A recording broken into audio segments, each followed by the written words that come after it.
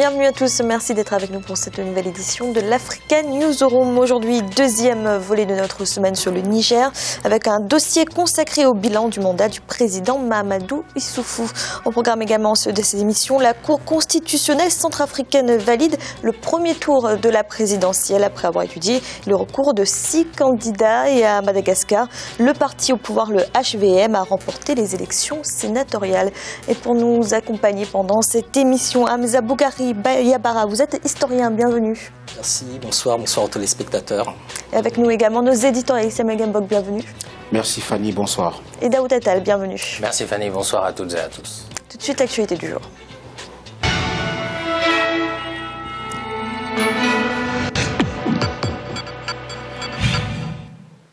En Centrafrique, la Cour constitutionnelle a rendu sa décision sur les recours déposés concernant les scrutins législatifs et présidentiels. Après avoir étudié les résultats, la Cour a validé le premier tour de la présidentielle. Celui des législatives a en revanche été annulé en raison d'irrégularités. Gladys Mamboa.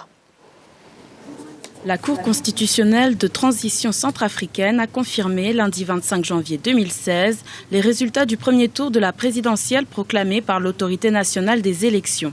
Le second tour opposera donc Anissé Georges Dologuélé, arrivé en tête avec 23,7% des suffrages, à Faustin Touadéra, crédité de 19%. Une décision qui intervient après le recours de 6 candidats dénonçant des irrégularités lors du premier tour du double scrutin présidentiel et législatif du 30 décembre 2015.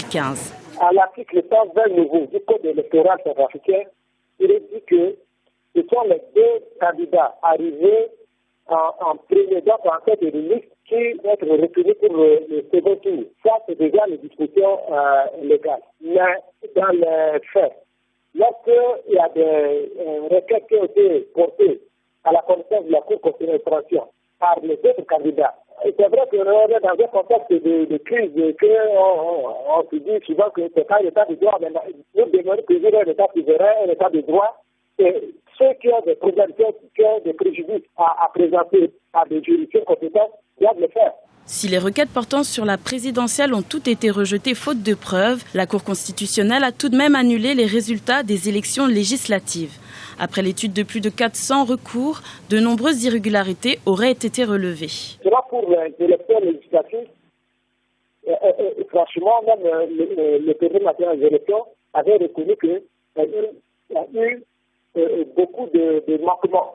Beaucoup de manquements.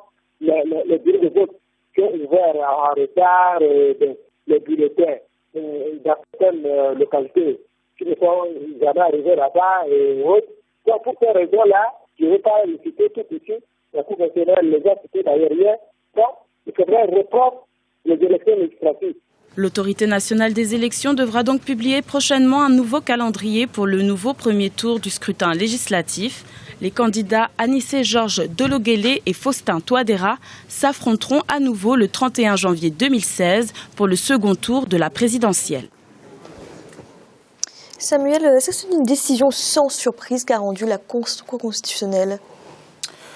Je pense que si on a bien suivi le déroulement du processus électoral en Centrafrique, c'est une décision qui n'est pas du tout surprenante, compte tenu des défis auxquels était soumis ce processus de déroulement du vote. Il faut relever que l'expression des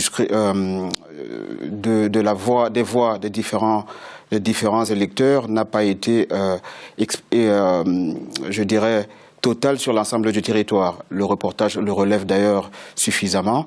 Il y a des localités qui n'ont pas reçu le matériel électoral à temps et encore moins les bulletins de vote. Il faut relever que sur les 140 circonscriptions électorales, plusieurs localités n'ont pas connu un déroulement total. Il faut situer le problème à 2 niveaux. D'abord au niveau du processus du déroulement du scrutin et ensuite au niveau du traitement des résultats. Au niveau du déroulement du scrutin, j'ai identifié quelques éléments, notamment la disponibilité du matériel électoral et ensuite des bulletins de vote. Il faut relever aussi que ce sont plus de 1000 candidats qui étaient en lice pour les législatives et que l'ensemble des bulletins de vote n'étaient pas disponibles. Sur le traitement des résultats, il faut aussi relever que, et d'ailleurs le rapporteur général de l'autorité nationale des élections l'a suffisamment rappelé, la plupart des procès-verbaux et ensuite les feuilles de résultats ne sont pas arrivés à temps. Et quand bien même il y avait des procès-verbaux qui sont arrivés à l'autorité nationale des élections, il y en avait qui n'étaient pas du tout exploitables. Et ce sont les différents éléments qui ont contribué, qui ont poussé la Cour constitutionnelle à annuler ce processus. Daouda, est-ce qu'il y a une volonté d'aller au plus vite vers l'élection d'un nouveau président quand on voit qu'ils ont quand même annulé le second tour des législatives? Non, je ne crois pas. De toute façon, au regard de la situation, s'il faut aller vite pour élire un nouveau président dans les meilleures conditions possibles, pourquoi pas? Puisqu'on sait très bien qu'aujourd'hui, les armes circulent en Centrafrique. Sans cette élection présidentielle, on n'a quand même pas des lendemains sûrs. Donc moi, ma position a toujours été celle-ci. On part aux élections dans les meilleures conditions possibles et ensuite, la personne qui sera élue sera du coup légitime. Puisqu'il n'y a aucune élection qui est parfaite, de toute façon, il y a forcément des irrégularités. Mais au regard de la situation en Centrafrique, il est important d'avoir un homme, un chef d'État, qui puisse dérouler un plan pour la réconciliation nationale, le désarmement, et puis... Est-ce que ces bonnes conditions sont assurées pour ce scrutin? Les conditions sont quand même acceptables pour ce qui est de la présidentielle. Ça a été reconnu par les observateurs. Maintenant, ce qui n'est pas pareil ici, c'est qu'on est dans les législatives, et comme Samuel l'a rappelé, il y a plus de 1000 candidats, et quand on regarde les recours qui ont été déposés, ça se compte par centaines, plus de 400 recours déposés. Donc la Cour constitutionnelle est submergée. Comment voulez-vous examiner autant de recours en peu de temps? Or, c'est pas la même configuration pour la présidentielle. On n'est pas dans les mêmes proportions. Donc je pense que la sincérité de l'élection présidentielle aujourd'hui est acceptable. Par contre, pour les législatives, avec tous les manquements, pas les bulletins de vote qui sont pas là, etc., le matériel de vote, bon, là, l'enjeu est quand même... déjà, il y a moins d'urgence pour les législatives, et puis la forme n'est pas la même, puisqu'il y a beaucoup plus de candidats. Donc, je pense quand même que, pour revenir sur votre question, il ne faut pas revenir en arrière, il faut organiser le deuxième tour de l'élection présidentielle, et puis avancer d'un point de vue politique. Merci. Dans l'actualité également, à Madagascar, le HVM, le parti du président de la République Razonarampianine, est le grand vainqueur des élections sénatoriales avec 34 sièges sur 42 sénateurs élus. Le pays n'avait plus de Sénat depuis le coup d'État de 2009. Maintenant, le président doit encore nommer 21 sénateurs conformément à la Constitution. Olivia Hieré-Dobré. Large victoire aux élections sénatoriales pour le parti du président malgache Heri Rajaonarimampianina. Selon les résultats définitifs rendus par la Haute Cour constitutionnelle ce vendredi 22 janvier 2016, le parti présidentiel, le HVM, Force Nouvelle de Madagascar, remporte une majorité écrasante lors des élections sénatoriales du 29 décembre 2015, avec plus de 60% des suffrages exprimés. Les deux partis des anciens présidents malgaches Marc Ravalomanana et Andry Rajoelina obtiennent respectivement 10% et 6% des suffrages. Un succès qui renforce le pouvoir de l'actuel président, Heri Rajaonarimampianina. 80% des nouveaux sénateurs, via les grands électeurs, sont tous issus du HVM, le parti présidentiel. Donc, cette victoire du HVM est également un fort signal envoyé non seulement à l'opposition, mais également aux membres de la Chambre basse, principale épine au pied de Rajoelinarimampian et de son administration, par leur volatilité et leur avidité de pouvoir et d'avantages, au détriment de la défense des intérêts de la population. Au total, 34 sièges sur les 42 sénateurs élus par les maires et conseillers et au moins 4 sièges sur 7 dans chaque province du pays ont été remportés. Il serait trop précoce aujourd'hui de parler de législative anticipée. Toujours est-il que la victoire du HVM au Sénat permettra un meilleur équilibre et favoriser une certaine stabilité institutionnelle, donc politique, condition sine qua non pour susciter l'intérêt des investisseurs, que ce soit nationaux ou étrangers. Si davantage le Parlement se remet à menacer l'équilibre ou l'exécutif, comme lors de la tentative au mois de mai dernier de déchéance du chef de l'État, le président de la République pourra plus librement, sans altérer le fonctionnement étatique, dissoudre une Assemblée nationale qui agit plus pour son propre intérêt la plupart du temps, voire au détriment de sa fonction initiale. De son côté, l'opposition critique les résultats et dénonce des fraudes. 21 requêtes avaient été déposées à la Haute Cour constitutionnelle pour annuler le scrutin. Elles ont toutes été rejetées. L'arrêté de la HCC étant définitif, le président de la République malgache dispose de 15 jours pour nommer les 21 derniers sénateurs, conformément à la Constitution. Daouda, que signifie cette large victoire du HVM ? Ça signifie une confiance accordée au président Heri Rajaonarimam Pianina parce que aujourd'hui, ça montre quand même que les grands électeurs, c'est-à-dire ceux qui sont dans les localités, soutiennent, en ont marre d'une instabilité politique que l'on connaît depuis 2009 à Madagascar. Et maintenant, bon, c'est une confiance qu'il faut voir dans ça. Ce qui est étonnant, c'est quand même que le jeu politique de Madagascar est difficile à comprendre et complexe, puisque le président lui-même avait été soutenu par l'ancien maire de Tana, Andry Rajoelina.